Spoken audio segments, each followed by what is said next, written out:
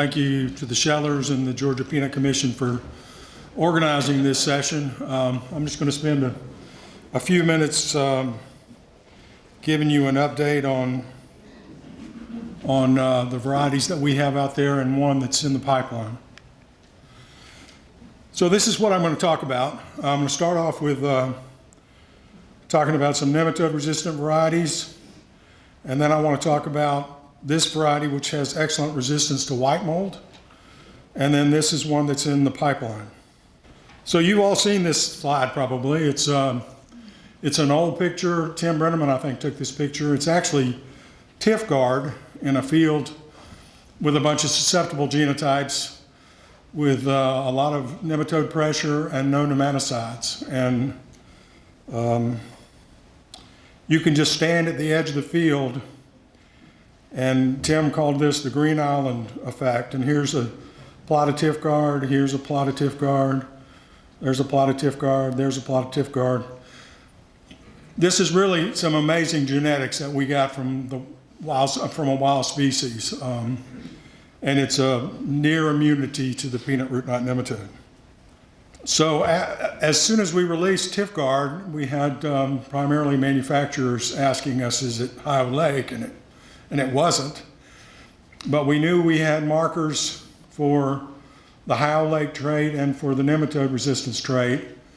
And so I worked very closely with Peggy Ozias-Aiken's group, used marker-assisted selection to combine the nematode resistance from Tifgard with the High Lake trait from Florida 07.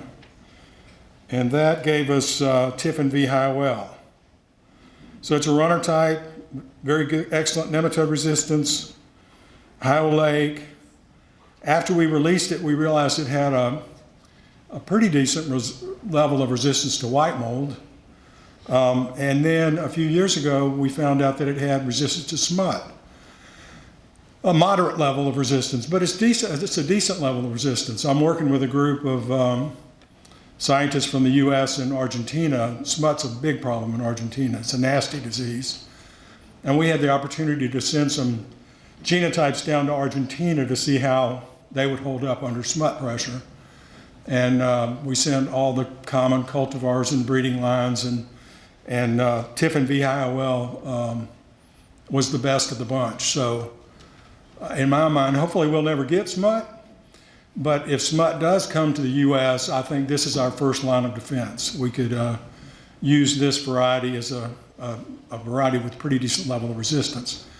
Now, since then, we've identified some germplasm that has even higher levels of resistance, and we've isolated the genes and developed markers, and we're currently in the process of using marker-assisted selection to develop other material that has even higher levels of resistance to smut.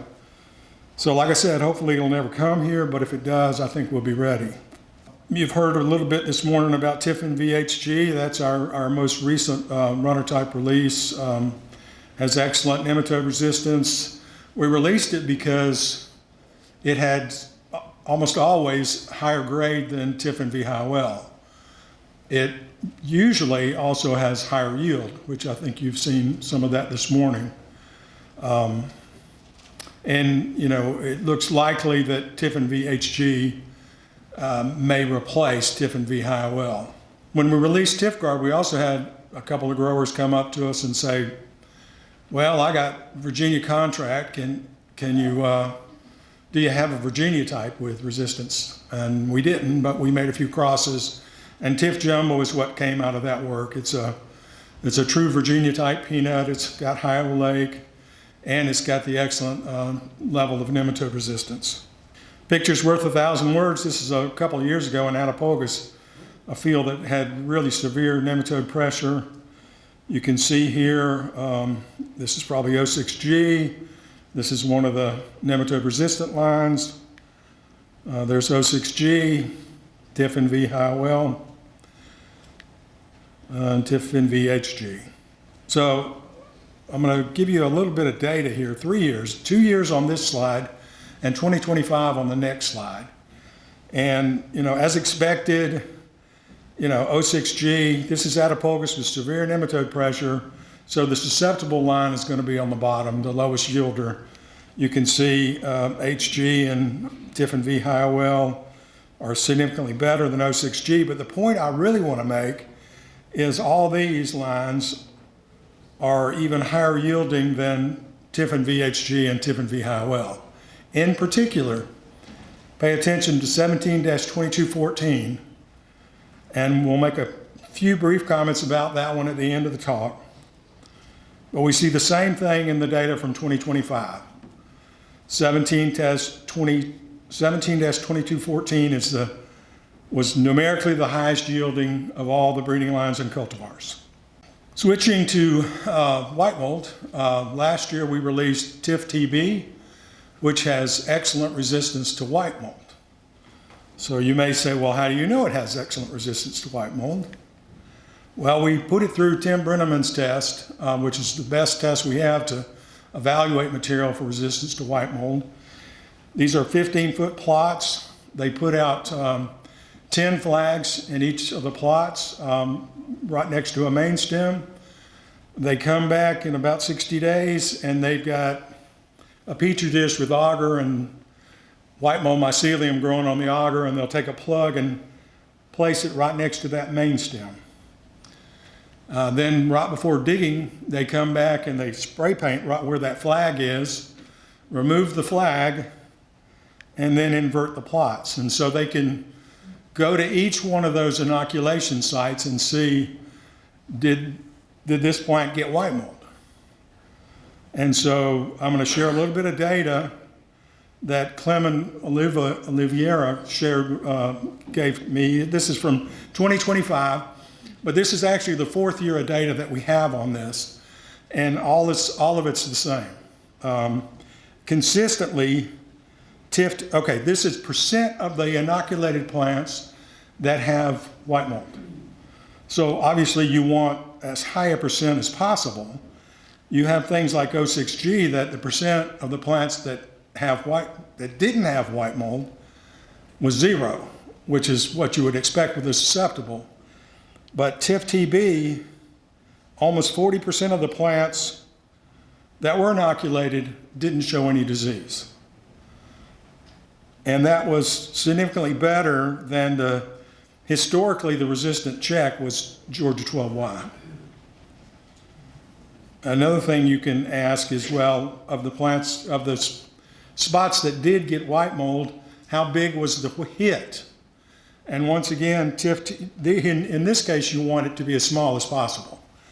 So in this case, TIF-TB was in the group down here, where the size of the white mold hit was 0 to 25 centimeters, which is less than 10 inches.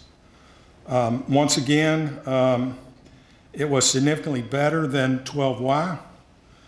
And this is the fourth year of consistent data on that. So that's how we know that this line has excellent resistance to white mold.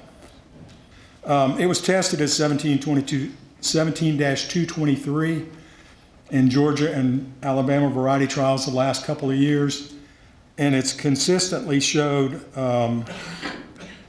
excellent yield and excellent grade. So this is from Alabama, actually, and what they do is if it's in the highest group for yield or for grade, if it's in the statistically the highest group, it's in bold. So you can see TIF-TB is in bold for yield and grade under both irrigated and non-irrigated conditions. So we're excited about that line. Basically, no seed will be available. We did, in 2024, increase this one and produced about 300 pounds that we could turn over to Foundation Seed, and they had, I think, about 2 acres last year. So it'll still be in seed production this year, but keep it in mind for the next year. All right, the last thing I want to talk about is the one that I showed you, the data from Attapulgis. This is that 17-2214. It was developed from across a 12Y and Tiffin V Hiowell, and it's excellent resistance to the peanut root knot nematode, It's a normalo lake, which some of the peanut industry wants normalo lakes. And it has high yield in multiple locations with and without nematode pressure. So we're currently in the process of writing that up to release that. So we'll, I'm sure, talk a little bit more about that next year. Oh, and can't leave without giving credit to the people that really do this work. The person on your right is Shannon Atkinson. The person on your left is Jason Golden, and they are just excellent field technicians that take a lot of pride in their work and do a great job.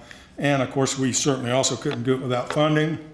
And some of these sources are Georgia peanut farmers through the Georgia Peanut Commission and the National Peanut Board. So thank you very much.